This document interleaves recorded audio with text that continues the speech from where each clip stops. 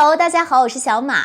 那这几天呢，最轰动养马圈的一个新闻，应该就是大刘刘銮雄和苏富比合作举办的“收藏之道”刘銮雄珍藏绝品手袋的拍卖会了。那刚刚结束的第一部分网络拍卖上，一共有77件刘銮雄私人收藏的奢侈品包包。值得一提的是，这次拍卖的全部收益都将捐出用作慈善用途，这点小马觉得是非常值得尊敬的。那像这种大规模的私人拍卖其实是非常少见的，拍品不仅多，并且稀有的款式占比例非常大。像钻扣的鳄鱼皮的 Barking 就不用多说了，更吸引我眼球的是那只艳桃色的鳄鱼皮的大耳朵，还有古铜金的 Kelly 25厘米。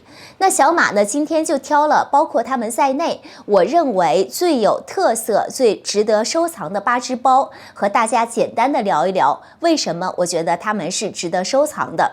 感兴趣的宝宝，我们一起看下去吧。那首先最罕见的包，小马认为是这只古铜金的奥林匹克限量款的 Kelly 25厘米。这件收藏款 Kelly 是近20年前爱马仕限量推出的奥林匹克金银铜系列的一员，在市场的稀有度呢是远超过喜马拉雅的，市场价值呢可达到100万港币。那小马自己呢也收藏了这个银色的 Kelly， 然后还有这个古铜色的康康。还有一个银色的康康没有在这里。拍卖会的这只 Kelly 呢，品相保存的是非常完好的，可以看到基本是没有什么氧化的。古铜金在山羊皮上呈现出细腻的金属的质感。它最后呢，也是以102万港币的价格被拍出，和市场的价值基本是持平的。那第二只就是最具有升值空间的包包，小马颁奖给这只桃粉色的鳄鱼皮大耳朵。大耳朵呢是绝版的 Vintage 包款，这只大耳朵呢是由最珍贵的亮面刀微鳄鱼皮制成的。这种桃粉色的亮面呢，是我第一次在鳄鱼皮的大耳朵身上见到。那配上金扣，娇美惊艳。它的市场价值呢，在40至50万港币之间，但它最后的落闸价是120万港币，比估价高出了1倍还要多，可见它的人气度之高。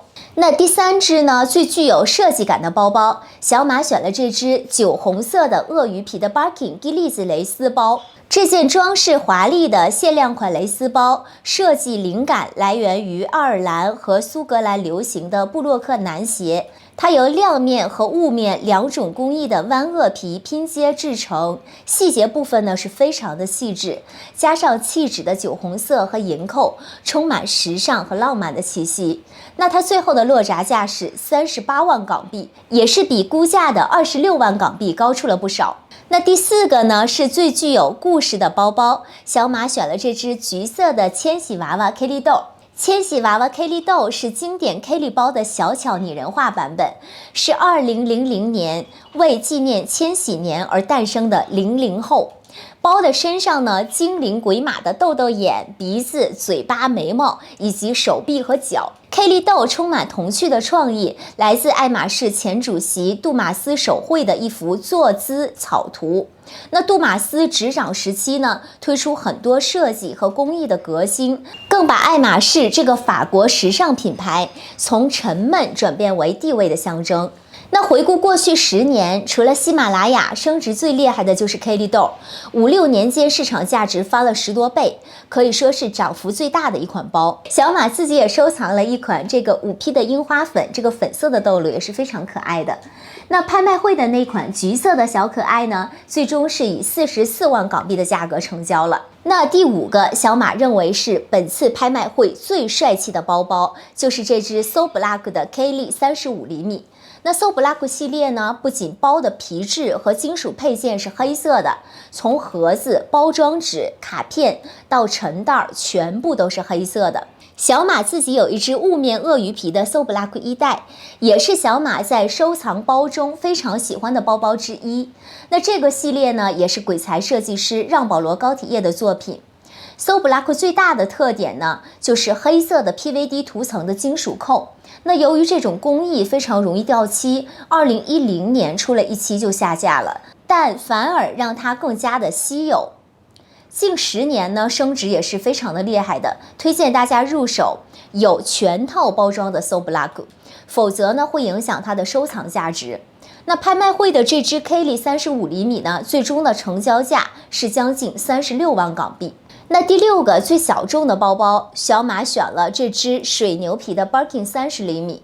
水牛皮呢是非常稀少的绝版皮质，灵感来源于大麦町狗，也就是我们俗称的斑点狗。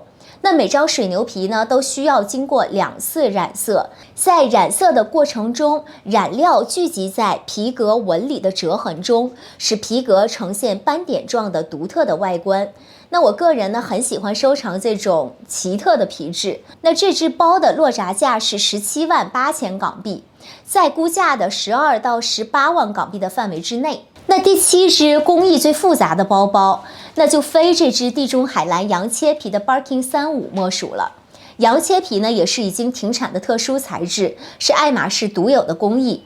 工匠需要把不同颜色的山羊皮一片一片排好，叠放在一起，从横切面竖着切割下来，做成拼皮的皮面，很考验工匠的技术和耐性。离近看呢，能看到一条一条皮革拼接在一起，那视觉效果是非常的特别。这只包包呢，最终也超过了估价，以17万8千港币的价格拍出。那第8只，最后一只，本次拍卖会的黑马，就是这只流苏的 Birkin 30。这件特殊定制的流苏包呢是极其的稀少，收藏指数绝对是5颗星。那市场价值呢大概在30到40万港币之间。小马呢也有幸的收藏了一只。那它包身上的装饰的彩色的流苏呢，其实是模仿马毛，象征爱马仕与马术的渊源。那这次拍卖会的估价是15万到26万港币，但小马之前就觉得它的落札价应该会比估价会高出很多的。果不其然，最终这只包是以57万港币的高价拍出。那视频的最后呢，小马想讲一讲关于奢侈品包参拍，大家可能不太知道的一些潜在的风险。那首先呢，第一点就是参拍的包有可能拍不到期待的价位。